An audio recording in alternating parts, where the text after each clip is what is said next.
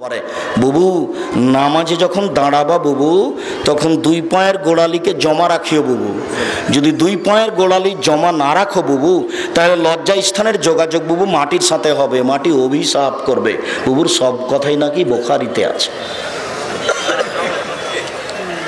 আমরা একবার দিনাজপুরে গেছিলাম প্রোগ্রামে, তো এক হেডমাস্টার স্কুলের হেডমাস্টারের বাসাতে আছে।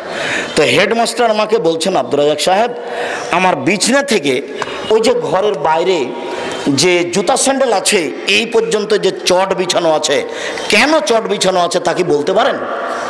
তা আমি বলছি তা তো বলতে পারি না। তখন আমাকে বলছে স্ত্রী মিলনের পরে সরাসরি পাটা যদি মাটির ওপরে পড়ে যায় তাহলে মাটি অভিশাপ করবে।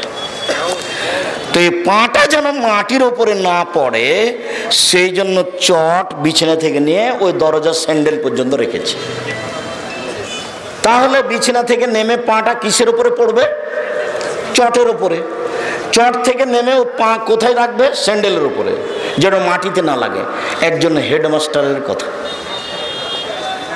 যার জন্য আপনাকে আমি বলে থাকি মাঝে মধ্যে যে 16 ডিসেম্বরে হেডমাস্টার চেয়ারে বসে আছেন, তার মেয়ে মাস্টার ডিগ্রি পাস নাচছে, বাপে দেখছে যে মেয়ে কেমন নাচতে পারে। এই হেডমাস্টারও যদি শিক্ষিত মানুষ হন তাহলে মূর্খ মানুষকে, এনাকেও যদি শিক্ষিত বলতে হয় তাহলে অশিক্ষিত মানুষকে। এখানে একটা বই পাওয়া যায়, জানি না আজকে আছে কিনা, বইয়ের নাম হলো শিক্ষা বনাম জাহেলিয়াত।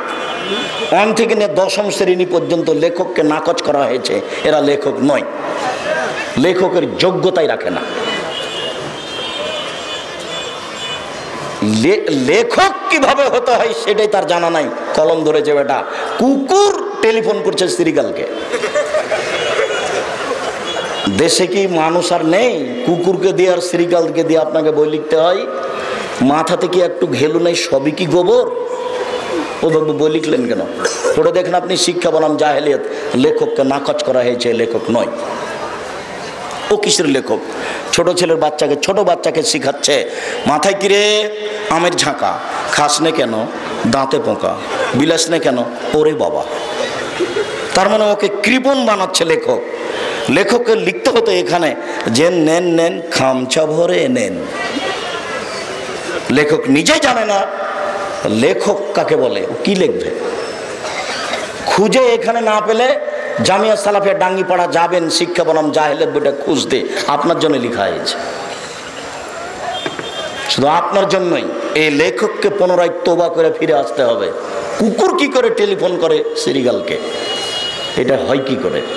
পুরো আলোচনাটা ওইভাবে বই লেখা আছে শুরু থেকে নিয়ে শেষ পর্যন্ত। একটা আলোচনা তার উপযুক্ত নয় কিভাবে উনি লেখক হলেন। সম্মানিত দিনী ভাই বোন শুনুন, বাগমারার একটা লোক আমাদের নওদাপাড়াতে শিক্ষক ছিলেন। উনি বলছেন যে আব্দুর রাজ্জাক সাহেব, স্বামী স্ত্রী মিলনের পরে স্ত্রী গোসল করে আসছে আর স্বামী গোসল করতে যাচ্ছে, তো যদি গায়ের সাথে গাও লেগে যায় তাহলে গোসল বাতিল। আমি বাগমারার কথা বলছি, মোহনপুরের কথা বলতে পারছি না। আপনাদের এই গ্রামের নাম কি? মোহাম্মদপুর। মোহাম্মদপুরের কথা বলতে পারছি না। সূর্য ডুবার সাথে সাথে দেশ ট্রাভেলস গাড়িতে আলো জ্বলে উঠলো। আমি বললাম, এই সুপারভাইজার শোনো বেটা এইদিকে। জি। আলো জ্বাললা কেন? বলে মালিকের হুকুম, একটু পরে জ্বালো। সূর্য ডুবার সাথে সাথে গাড়িতে আলো দিতে হবে, মালিক বলেছে। সূর্য ডুবার সাথে সাথে বাড়িতে আলো জ্বালায় হিন্দু। কথা আমার বুঝতে পারেননি মনে হয়। দেশ ট্রাভেলস গাড়িতে আমি আছি, তো সূর্য ডুবার সাথে সাথে কি করেছে ওই সুপারভাইজার গাড়িতে আলো দিয়ে গোটা গাড়িটা আলো হয়ে গেছে। আমি তো ধরে নিয়েছি ঘটনা এই আছে। শোনো এদিকে, আলো দিলে কেন? মালিকের হুকুম। শাহ মকদুম রহমতুল্লাহের পবিত্র ভূমি থেকে গাড়ি ছুটছে, ওর বাপের জমি, কিসের পবিত্র ভূমি তার? সেখানে বলা আছে যে অমুক এ আকাশ সে আকাশ তো তোমার বাপের আকাশ। তুমি কি জানো কোনো সময় যতবার ঠাকুর বলছে ওমার তোমার আকাশ, ততবার ও কালিমাকে বলছে। 14 বার তোমাকে পড়তে হবে বেটা, তোমার শিক্ষককে পড়তে হবে বেটা, তোর জাতিকে পড়তে হবে। তোর জাতি কিছু বুঝে না, ধর্মকর্ম বুঝে না।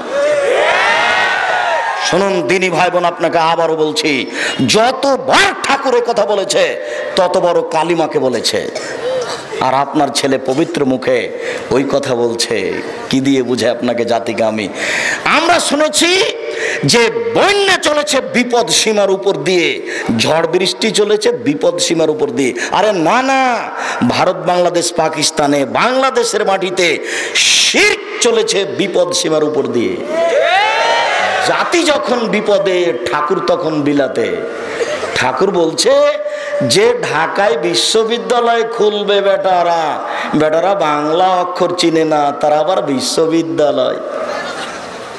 ঠাকুর তোমাকে বলছে তুমি নাকি অক্ষরই চেন না, তো বিশ্ববিদ্যালয় করতে যাও কি করে? ঠাকুরের কথা এটা। জাতি যখন বিপদে, ঠাকুর তখন বিলাতে। ঠাকুরের কথা তো কেউ জানে না। বঙ্কিমচন্দ্র একটা বই লেখে, রাজ সিংহ আওরঙ্গজেবের গোটা পরিবারকে জেনাকার বলে সাব্যস্ত করেছে বইয়ে। বইয়ের নাম হলো রাজ সিংহ। তুমি কোনোদিন দেখেছো? জাতি যখন বিপদে, ঠাকুর তখন বিলাতে। এরপরেও ঠাকুরের কথা আপনার কাছে আছে, আপনি কোনোদিন বিবেচনা করেননি। ঠাকুরের কথাটি কেমন?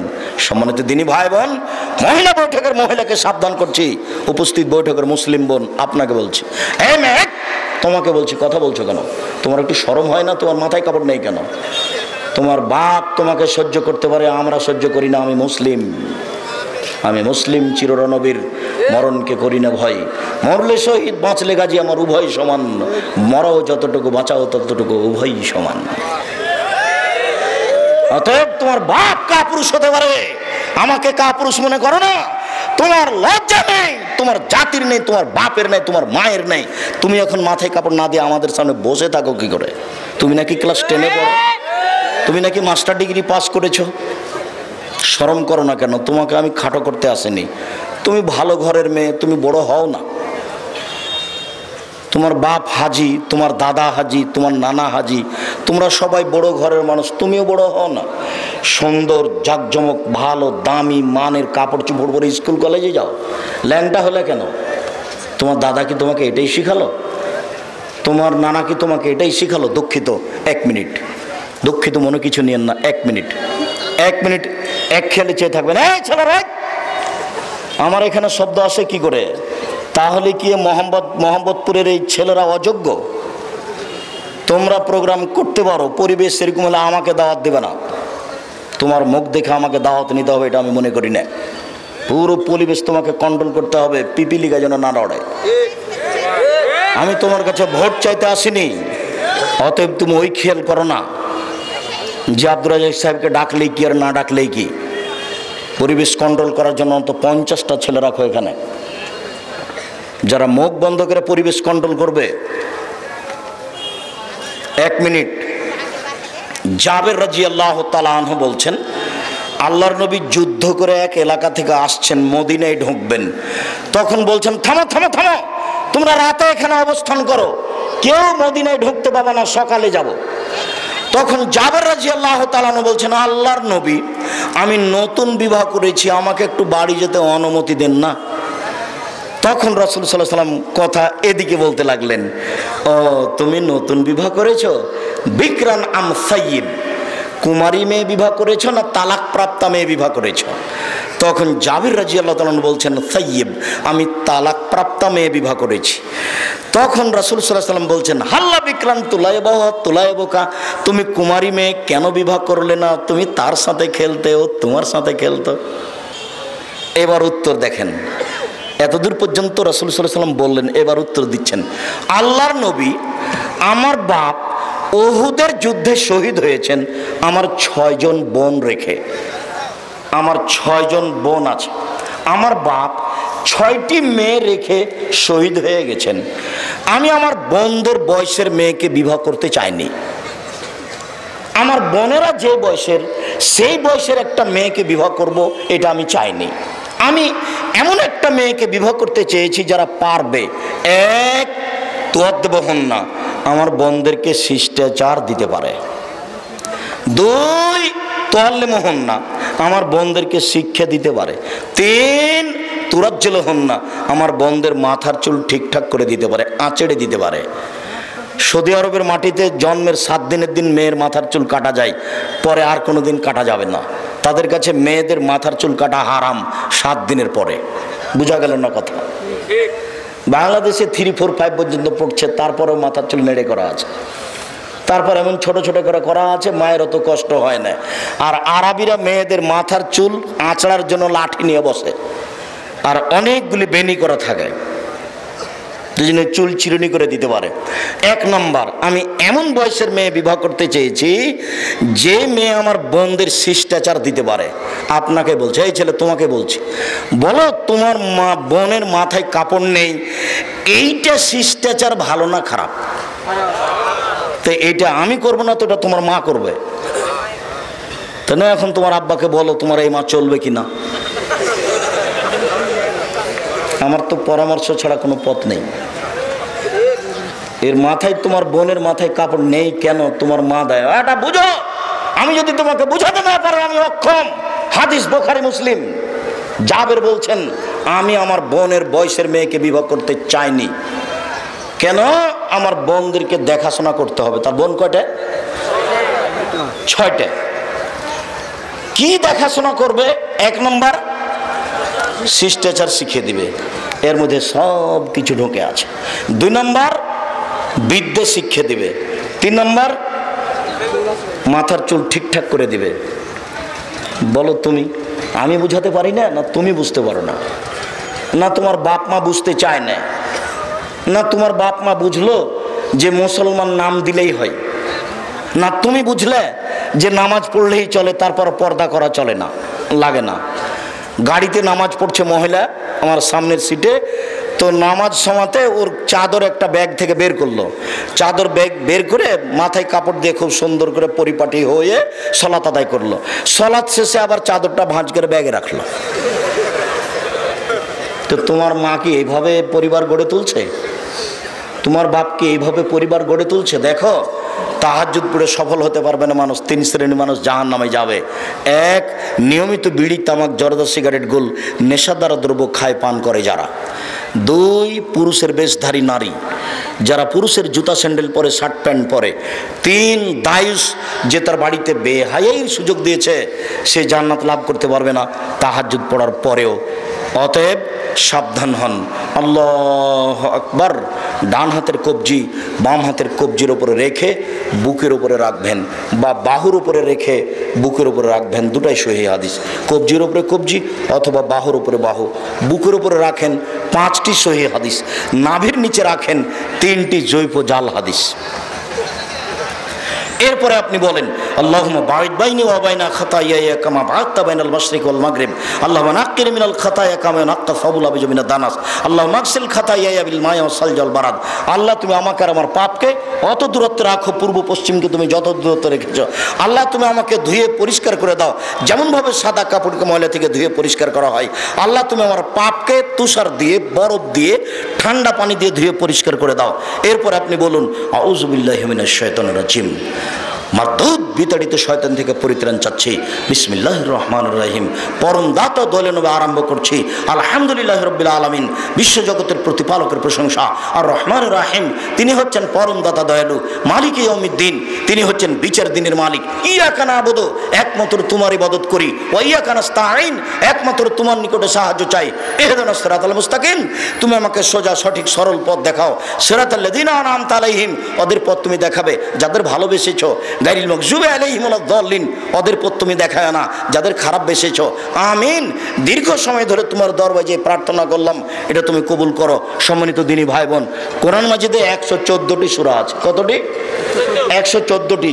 মাত্র একটি সূরার শেষে আমিন আছে, সেটা হলো সূরা ফাতিহা।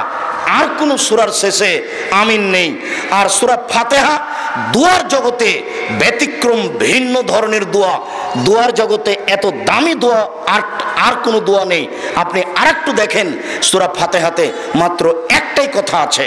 সূরা ফাতিহায় মাত্র একটাই কথা আছে, সেটা হলো আমাকে সহজ সরল সোজা পথ দেখাও। এইটুকু কথা বলার জন্য আল্লাহর আগে প্রশংসা করতে হয়। ইনি আপনাদের একজন চেয়ারম্যান মানুষ, ধনী মানুষ, মানুষকে সহযোগিতা করে থাকেন। হঠাৎ করে কেউ যদি গিয়ে বলে, আমার ছেলের হাত ভেঙে গেছে, 10,000 টাকা দেন তো, তাহলে একটু ক্ষেপে উঠবে, বলবে কি ব্যাপার, তুমি কে?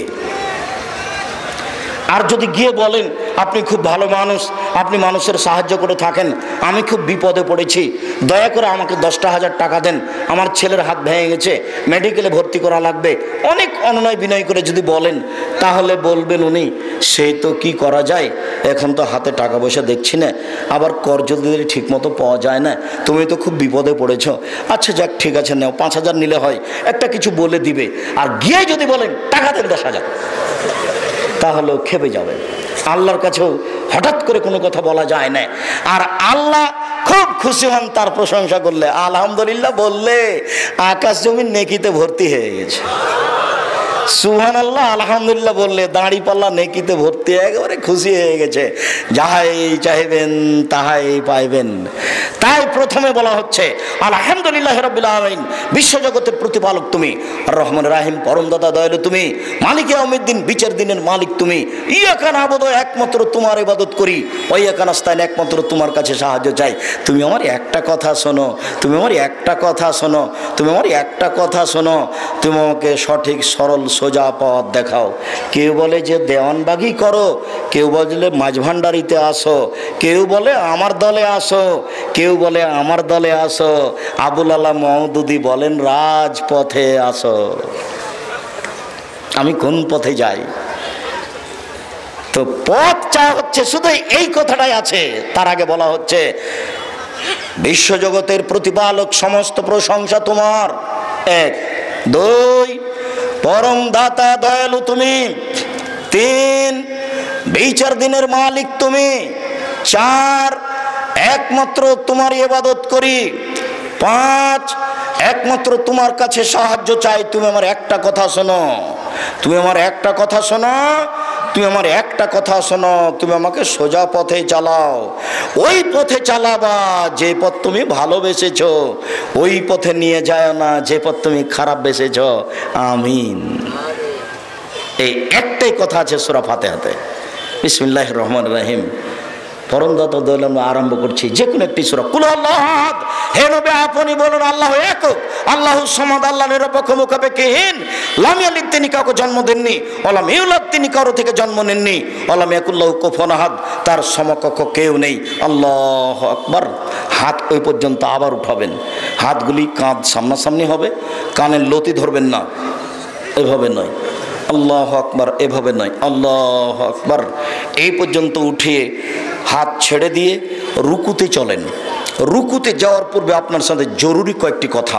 মাথাটা উঁচুও হবে না, নিচুও হবে না, পিঠের লম্বা হাতটা একবারে সোজা থাকবে, হাত দুটি রডের মতো সোজা হয়ে থাকবে, আঙ্গুলগুলি খোলা খোলা থাকবে, কোমর থেকে সামনের ওজন হাতের উপরে থাকবে। আপনি বলুন সুবহান রব্বিল আযীম 5 বার 7 বার 10 বার, কোনো বারের হাদিস ঠিক নেই, যে যা পারে সে তা বলবে। নইলে আপনি বলুন সুবহান কুদ্দুসুন রব্বুল মালাইকাতুর রূহ, নইলে আপনি বলুন সুবহানাকা আল্লাহুম্মা রাব্বানা ওয়া বিহামদিকা আল্লাহুম্মা মাগফিরলি, তোমার প্রশংসা সহকারে তোমার কাছে ক্ষমা ভিক্ষা চাই, তোমার পবিত্রতা বর্ণনা সহকারে তোমার কাছে ক্ষমা ভিক্ষা চাই, তুমি আমাকে ক্ষমা করো। নইলে আপনি বলতে পারেন সুবহানাজিল জাবরুতি ওয়াল মালাকুতি ওয়াল কিবরিয়া ওয়াল আজমাত। আরও অনেক দোয়া আছে, এইগুলো বলতে বলতে আপনি রুকু থেকে উঠে আসেন, বলেন সামি আল্লাহু লিমান হামিদা। আল্লাহ ওই লোকের প্রশংসা শুনলো যে তার প্রশংসা করলো, হামদান কাসিরান তাইবান মুবারাকান ফি, খুব তার প্রশংসা, মঙ্গলময় বরকতময় তার প্রশংসা, মিলা সামাওয়াতে আকাশ পরিমাণ প্রশংসা, মিলাল আরজ জমিন পরিমাণ প্রশংসা, মিলামা বাইনাহুমা আকাশ জমিনের মধ্যে যে ফাঁকা রয়েছে এই পরিমাণ প্রশংসা, মিলামা শাইতামিন শাইইন বাদো, তুমি যে কত প্রশংসা চাও আমি তো জানি না, যত চাও তত তোমার প্রশংসা। এরপরে আরো দোয়া পড়েন, এরপরে সিজদায় চলেন। সিজদায় যাওয়ার পূর্বে আপনার সাথে জরুরি কয়েকটা কথা, কথার 19 বিষয় না যেন। রাসূল সাল্লাল্লাহু আলাইহি সাল্লাম বলছেন আমাকে 7 হাড়ের উপরে সিজদা করতে বলা হয়েছে। নাক কপালে হলো 1, 2 হাত এ হলো 3, 2 হাঁটু এ হলো 5, 2 পায়ের বৃদ্ধাঙ্গুল এ হলো 7। সিজদার সময়তে এই 7টা অঙ্গ মাটিতে লেগে থাকবে। সিজদার সময় আপনি হাত দিয়ে শরীর হাত চুলকাতে পাবেন না। হাত উঠে যদি আপনি শরীর হাত চুলকাতে আসেন তাহলে এখন 6টা মাটিতে লেগে আছে, 7টা নেই। সিজদা অবস্থা যদি একটা পা উঠিয়ে আর একটা পাকে এইভাবে চুলকান তাহলে সিজদা হবে না। আপনার এখন 6টা আছে, 7টা লেগ নেই, সাবধান থাকবেন। আপনাকে যদি শরীর চুলকাতেই হয় তাহলে সিজদাকে চলে আসেন, আসার পরে আপনি শরীর হাত চুলকাবেন, ওই সিজদা অবস্থায় নয়। কেন রাসূল সাল্লাল্লাহু আলাইহি ওয়াসাল্লাম 7 হাড়ের উপরে সিজদা করতে বলেছেন। তিনি আরও বলেছেন মাথার চুল যেন জড়ানো না থাকে, মাথার চুল যেন বেনি করা না থাকে, মাথার চুল খোপা খুলে দেওয়া থাকবে মহিলার, এ কথাই ঠিক। এরপরে হাত যেন জড়ানো না থাকে, হাতগুলি এভাবে জড়ানো চলবে না। রাসূল সাল্লাল্লাহু আলাইহি ওয়াসাল্লাম বলছেন আমাকে হাত জড়াতে নিষেধ করা হয়েছে। কেন? সব কিছুই সিজদায় যায়, কাপড়গুলিও সিজদায় যাচ্ছে, মাথার চুলও সিজদায় যাচ্ছে। অতএব একে জড়িয়ে তার সিজদাকে বন্ধ করা যাবে না। তবে নিচের দিকে, প্যান্টের নিচের দিকে প্যান্ট জড়ানো যাবে না, একেবারেই নিষেধ। জড়াতে যদি হয় তাহলে কোমরে জড়াতে হবে। আপনি কেটে নেন, কেটে নিয়েছেন, তারপরে এখনো 2-1 জনের আছে কেন? সন্ধ্যা পর্যন্ত সময় দিয়েছি, আগামীকাল সন্ধ্যা হতে হতে যদি সব প্যান্ট কাটানো হয় তাহলে বুঝতে হবে যে আমি বক্তব্যের সাথে মুনাফিকি করি, সেটা আপনার ব্যাপার। তবে আপনাকে আমি সতর্ক করছি, আপনার প্যান্ট টাকনোর নিচে থাকবে কেন? থাকবে না, এটাই চূড়ান্ত। আর সালাতের সময় আপনি জমা করবেন কেন? এটা আর একটা নাজায়েজ হারাম কাজ। আপনি ওকে নিজ স্থান নিজ গতিতে থাকতে দেন, তাহলেও সিজদায় যাবে। সম্মানিত দিনী ভাই বোন, সিজদার সময় হাতের আঙ্গুলগুলি জমা জমা করে কানের পাশে রাখবেন, কোনো দুটো উঁচু করে রাখবেন যাতে করে পেটের নিচ দিয়ে ছাগলের বাচ্চা পার হতে পারে। আর নাক কপাল আর 8-10 আঙ্গুল আগিয়ে রাখবেন যাতে করে পিঠের হাড়টা, লম্বা হাড়টা সোজা হয়। আর 2 পায়ের গোড়ালি সহ বৃদ্ধাঙ্গুল সহ পাটি জমা থাকবে। দলিল আয়েশা রাদিয়াল্লাহু তাআলা আনহা বলেন, একদা আমি ঘুমের ঘরে বিছানা থেকে উঠে দেখি বিছানায় মুহাম্মদ সাল্লাল্লাহু আলাইহি সাল্লাম নেই। আমি অন্ধকারে এভাবে হাত দিয়ে তাকে খুঁজতে লাগলাম, কোথায় কোথায় কোথায় কোথায়। দেখলাম আমার হাতটা তার 2 পায়ের গোড়ালির উপরে গিয়ে পড়লো, গোড়ালি দুটি একসাথে আছে। আমার হাতটা গোড়ালির উপরে পড়লো, গোড়ালি দুটি পায়ের আঙ্গুল দুটি মাটিতে লেগে আছে আর পায়ের গোড়ালি দাঁড়িয়ে আছে। আমার হাতটা 2 পায়ের গোড়ালির উপরে পড়লো। বোঝা যাচ্ছে যে পা দুটি জমা ছিল। যদি পা তার শরীর অনুপাতে ফাঁকা থাকে তাহলে অনেক ফাঁকা। সম্মানিত দিনী ভাই বোন, বলছিলাম এখানে মহিলা বৈঠকের কথাটি আবারও সতর্ক করছি।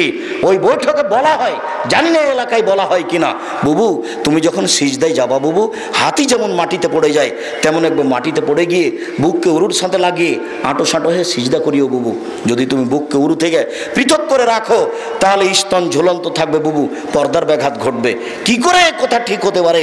মহিলা শাড়ি পরে আছে, ব্লাউজ পরে আছে, ঘরের ভিতরে আছে, সেখানে পর্দার ব্যাঘাত হলো কি করে? মানে কথাটা একেবারেই মিথ্যে, কথাটার সাথে সত্যতার কোনো প্রশ্নই আসে না। ঠিক ওই কথার মতো হয়ে গেল চাঁপাইনবাবগঞ্জের বরিশালের এক বক্তা আমাদের চাঁপাইনবাবগঞ্জ দেবীনগরে বক্তব্য দিতে গেছে। তা আমি পরের দিন বাড়িতে গেছি, তোমার এক চাচাতো ভাই বলছে যে আজকে যে তাফসির করে গেল না বরিশালী সাহেব, এই তাফসির তোরা জানিস না। আগে থেকে রাগ আছে হয়তো বা আমার উপরে, বলছে তোরা এই তাফসির জানিস না। আচ্ছা কি তাফসির করলো একটু বলেন না। না তাফসির সেগুলো তোরা জানিস না। আচ্ছা যেটাই বলুক আপনি একটু বলেন না সেটা কি। তখন বলছে যে শোন তাফসির করলো আদম আলাইহিস সালাম ঘুম থেকে উঠে দেখেন পাশে একজন সুন্দরী মহিলা, উনি হাতটা বাড়ালেন, তখন ফেরেশতা বলছেন থামেন, হাত বাড়াচ্ছেন কেন, আগে মোহর দেন। তখন আদম আলাইহিস সালাম বলছেন মোহর আবার কি? তখন ফেরেশতা বললেন যে 1000 বার মুহাম্মদ সাল্লাল্লাহু আলাইহি সাল্লামের উপরে দুরূদ পড়ে দিতে হবে। তো আদম আলাইহিস সালাম 1000 বার দুরূদ পড়ে বউ হালাল করলেন। তখন আমি বললাম নাউজুবিল্লাহি মিন জালিক, আল্লাহ তাআলা বলছেন আমি আদমকে সব কিছু শিখিয়ে দিয়েছি। আদমের চেয়ে শিক্ষিত মানুষ পৃথিবীতে কিয়ামত পর্যন্ত কেউ জন্ম নেবে না। আল্লাহ বলছেন আমি তাকে সব শিখিয়ে দিয়েছি। যেই লোককে আল্লাহ সব কিছু শিখিয়ে দিলেন সেই লোক বউকে কিভাবে হালাল করতে হবে সেটাই জানতেন না। একবারে নগদ ডাহাত দিনের মতো মিথ্যা তাফসির। কারণ সব তাফসির মাহফিল ঠেকাবে কে? যেমন আপনারা যেভাবে চলছেন, আপনাদের কথা মাঝে মধ্যে শুনলে আমার এবারে গাওটা জ্বলে ওঠে। আপনি মিথ্যা কথা বলছেন কেন? কিসের আপনি দায়িত্ব পালন করেন? চুপ থাকেন। আমি আপনাদের কাছের ভাই, কথা বলার পূর্বে আগে পরামর্শ নিয়ে নিন, কোথায় ভালো আর কোথায় মন্দ জিজ্ঞাসা করার পরে হাত বাড়াবেন। মাস্টারি করেন সেটা আপনার ব্যক্তিগত ব্যাপার, সমাজ পরিচালনা করবেন সেটা আপনার ব্যক্তিগত ব্যাপার। শরীয়তের ব্যাপারে কোনো কথা বললে না জেনে মুখ খুলবেন না। সম্মানিত দিনী ভাই বোন, আপনাকে আবার অনুরোধ জানাচ্ছি, আপনার গতিবিধি দেখে আমি আব্দুর রাজ্জাক জাতির সামনে কথা বলবো এটা আমি কোনোদিন প্রয়োজন মনে করিনি। অতএব আপনাকে আজও বিশেষভাবে সতর্ক সাবধান করছি, ধর্মের ব্যাপারে কোনো কথা বললে বা আমাকে নিয়ে কোনো কথা বললে আমাকে জানার পরে কথা বলবেন। সম্মানিত দিনী ভাই বোন, বলছিলাম সিজদাই বলেন আপনি সুবহান রাব্বিয়াল আলা যতবার ইচ্ছে, নইলে আপনি বলেন সুবহুন কুদ্দুসুন রব্বুল মালাইকাতুহু, নইলে আপনি বলেন সুবহানাকা আল্লাহুম্মা রাব্বানা ওয়া বিহামদিকা আল্লাহুম্মা গফিরলি, নইলে আপনি বলেন রব্বে গফিরলি জামবি কুল্লাহু দিক্কা ওয়া জুল্লাহু ওয়া লাওয়াকির ওয়া নিয়াতু ওয়া সিররা। আপনি সিজদাই যত হাদিসের দোয়া মুখস্থ আছে সব বলতে পারেন। তবে রব্বানা আতিনা ফিদ দুনিয়া হাসানাতাও ওয়া ফিল আখিরাতি হাসানাতাও ওয়া কিনা আযাবান নার এটা সরাসরি বলতে পাবেন না। কেন? আল্লাহ নবী বলছেন রুকুতে এবং সিজদায় আমাকে কোরআন মাজিদ পড়তে নিষেধ করা হয়েছে। তবে আপনি যদি রব্বানা আতিনার পূর্বে আল্লাহুম্মা লাগিয়ে দেন, আল্লাহুম্মা রব্বানা আতিনা ফিদ দুনিয়া হাসানাতাও ওয়া ফিল আখিরাতি হাসানাতাও ওয়া কিনা আযাবান নার, তখন এটা চলবে। বুঝাতে পারিনি? রুকু সিজদায় কোরআন মাজিদ পড়া নিষেধ। তো রব্বানা আতিনা ফিদ দুনিয়া, হ্যাঁ সরাসরি রব্বানা আতিনা চলবে না, কিন্তু রব্বানা আতিনার পূর্বে যদি আল্লাহুম্মা লাগিয়ে দেন তখন এটা হাদিসের দোয়া হয়ে গেল। এটা মুহাম্মদ সাল্লাল্লাহু আলাইহি ওয়াসাল্লাম বলেন। সম্মানিত দিনী ভাই বোন, আপনি সিজদা থেকে উঠে আসেন, বলেন আল্লাহুম্মা গফিরলি ওয়ারহামনি ওয়াহদিনি ওয়াফিনি ওয়ারজুকনি, আল্লাহ তুমি আমাকে রুজি দাও, আমাকে খেতে দাও, আমার প্রতি দয়া করো। আবার আপনি সিজদা করেন, উঠে আসেন, এ হলো এক রাকাত, এভাবে আরেক রাকাত, এ হলো দুই রাকাত। যদি এটা আত্তাহিয়াতের বৈঠক হয় তাহলে বাম পায়ের পাতার উপরে বসবেন, আর যদি সালামের বৈঠক হয় তাহলে বাম পা ডান দিকে বের করে দিবেন, নিতম্ব পিছনকে মাটির উপরে রেখে দিবেন, বাম হাতের আঙ্গুলগুলি জমা জমা করে হাঁটুর উপরে রাখবেন, আর ডান হাতের আঙ্গুল কনিষ্ঠ সহ দুটো আঙ্গুলকে আগে জমা করবেন। করেন তো দেখি। তারপর তৃতীয় আঙ্গুলের নখের উপরে বৃদ্ধ আঙ্গুলের পেটটা ঠিক করো। তোমার আঙ্গুল ভাবে খোলা খোলা আছে তো, বুঝো না? একটু আমার দিকে দেখো। উপস্থিত বৈঠকের মুসলিম বোন, আপনি দেখতে পান আর না পান, ওই কনিষ্ঠ আঙ্গুল চাঁপাইনবাবগঞ্জের ভাষাতে গুঁড়ে আঙ্গুল, কুঁড়ে আঙ্গুল এবং তারপরে যেটা আছে দুটো একসাথে জমা করে চাপ দেন, লাগিয়ে দেন, আর তৃতীয় আঙ্গুলের নখের উপরে বৃদ্ধ আঙ্গুলের পেটটা রাখেন, এইটা হাঁটুর উপরে রাখেন। এখন অবিরাম নড়বে। একবার ইল্লাল্লাহর সময়তে একবার উঠাতে হবে, এরপর মানে কোনো ভুয়া হাদিসও নেই, এমনিতেই চলছে। আস্তাগফিরুল্লাহ রাব্বি মিন কুল্লি যাবে অতবেলে, এটা যেমন এমনিতেই চলছে, ক্ষমা চাওয়ার দোয়া, কেউ জানে না কোথায় আছে। সালাম দেওয়ার দোয়া চলছে, আগফিরুল্লাহ লানা ওয়া লাকুম, কেউ জানে না কোথায় আছে, এমনিতেই চলছে। শুনে নিয়েছে এটা সালাম দেওয়ার দোয়া, তাই সবাই বলছে। যেমন জননেতারা এখন বলছেন যে ভালো থাকুন, ধন্যবাদ, ভালো থাকুন। তোরা কি আল্লাহ যে ভালো থাকবে? বলতে হবে জননেতাকে যে আল্লাহ আপনাদেরকে ভালো রাখুক। তো বলছে যে ভালো থাকো, ওই আমি আল্লাহ এখন ভালো থাকবো, একেবারে নগদ উল্টা। প্রতিটা জায়গাতে শরীয়তে ভাবে উল্টে আছে, মানে সত্যটা তদন্ত করে বলার মানুষটা কোথায়? সম্মানিত দিনী ভাই বোন, এবার আপনি বলুন আত্তাহিয়াতু লিল্লাহি ওয়াস সালাওয়াতু ওয়াত তাইয়্যিবাতু আসসালামু আলাইকা আইয়ুহান নবী। শারীরিক ইবাদত আল্লাহর জন্য, আর্থিক ইবাদত আল্লাহর জন্য, সব ইবাদত আল্লাহর জন্য। আসসালামু আলাইকা আইয়ুহান নবী, হে নবী আপনার উপরে শান্তি অবতীর্ণ হোক। আসসালামু আলাইনা ওয়া আলা ইবাদিল্লাহিস সালিহিন, শান্তি ভালো মানুষের উপর অবতীর্ণ হোক। আশহাদু আল্লা ইলাহা ইল্লাল্লাহ, আমি সাক্ষ্য দিচ্ছি আল্লাহ ছাড়া কোনো মাবুদ নাই। ওয়া আশহাদু আন্না মুহাম্মাদান আবদুহু ওয়া রাসূলুহু, আমি সাক্ষ্য দিচ্ছি মুহাম্মদ তার বান্দা এবং তার রাসূল। এরপরে আল্লাহুম্মা সাল্লি আলা আল্লাহুম্মা বারিক আলা, এরপরে আল্লাহুম্মা ইন্নী যালামতু নাফসি যুলমান কাসীরা, হে আল্লাহ জীবনে খুব পাপ করেছি, ফাগফিরলি তুমি আমাকে ক্ষমা করো। মাগফিরাতাম মিন ইনদিক, ক্ষমা তোমার পক্ষ থেকে হয়ে থাকে। ওয়ারহামনি, তুমি আমার প্রতি দয়া করো। ইন্নাকা আনতাল গাফুর রাহিম, তুমি যে দয়াশীল, তুমি যে ক্ষমাশীল, তুমি দয়া না করলে ক্ষমা করলে কে আমাকে দয়া করবে, ক্ষমা করবে? আল্লাহুম্মা নাউযু বিকা মিন আযাবি জাহান্নাম, তোমার নিকটে জাহান্নামের শাস্তি থেকে বাঁচতে চাই। ওয়াউযু বিকা মিন আযাবিল কবর, তোমার নিকটে কবরের শাস্তি থেকে বাঁচতে চাই। ওয়াউযু বিকা মিন ফিতনাতিল মাসিহিদ দাজ্জাল, তোমার নিকটে দাজ্জালের বিপদ থেকে বাঁচতে চাই। ওয়াউযু বিকা মিন ফিতনাতিল মাহি ওয়াল মামাত, তোমার কাছে বাঁচতে চাই ইহকালের বিপদ, তোমার কাছে বাঁচতে চাই পরকালের বিপদ হতে। আল্লাহুম্মা নাউযু বিকা মিনাল মাসাম ওয়াল মাগরাম, তোমার কাছে বাঁচতে চাই বড় পাপ হতে, তোমার কাছে বাঁচতে চাই ঋণ কর্য হতে।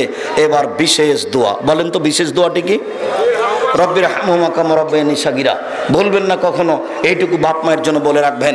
শেষে এসে আপনাকে বলছি, সেটুকু হচ্ছে এই জামিয়া সালাফে ডাঙ্গিপাড়া পবারাজ্জাই, জামিয়া সালাফে রূপগঞ্জ নারায়ণগঞ্জ ঢাকা, এর জন্য দোয়া করবেন আল্লাহ যেন এই প্রতিষ্ঠানকে কবুল করেন। এর একটি মুখপাত্র পত্রিকা আছে মাসিক আল ইতেসাম, 50টি প্রশ্নের উত্তর থাকে সব দিনই ভাই বোনকে এগুলো সংগ্রহ করতে হবে। আর ব্যতিক্রম বই হচ্ছে মিন্নাতুল বারি, আব্দুল্লাহ লিখা স্টেজে আছে। মিন্নাতুল বারি বাংলা ভাষায় এত উন্নত মানের কোনো বই বের হয়নি, অন্তত বুখারীর ব্যাখ্যা হিসাবে। সাথে সাথে আপনার ওই আজকে যে আলোচনা করছে উপদেশ বই আছে, বইগুলি স্টেজের বাম দিকে, বইগুলি আপনাকে সংগ্রহ করার জন্য অনুরোধ জানাচ্ছি। অন্তত কেউ মাসিক আল ইতেসাম পত্রিকা ছেড়ে যাবেন না, যার মূল্য 20 টাকা। সকল দিনই ভাই বোনকে আমি